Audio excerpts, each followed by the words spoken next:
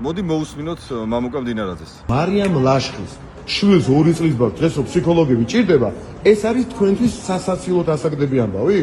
ხო, აი მაინტერესებს. როგორი ფარისეველი უნდა იყო ადამიანი და როგორი ცუდი ადამიანი უნდა იყო, რომ ამას საუბრობდი, რომ აი თურმე ვიღაცის ასე ამბობს, რომ აი ლაშხის 2 წლის ბავშვი უკაცრავად, მაგრამ მამუკა ჩემი შვილებზე თუ ვიფიქრეთ ერთი წამით, როცა სახიზულები დამიმტვრიეს და 27 წუთის განმავლობაში სპეცრალს ყავდი გატაცებული და მამის ცემა პირდაპირ ეთერში ნახეს ბავშვებმა.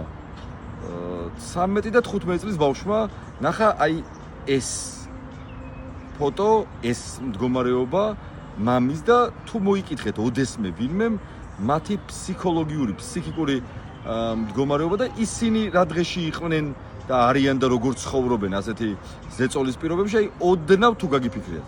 არა ხო? გასაგებია.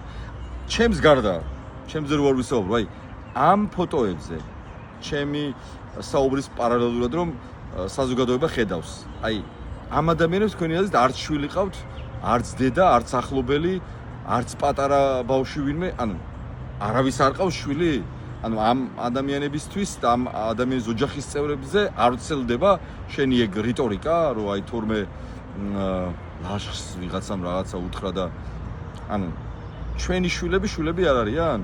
აფერისტები, ფარისევლები და ძალიან ცუდი ხალხი ხართ. ხო და სწორედ ამიტომ უნდა დაემხოს თქვენი რეჟიმი.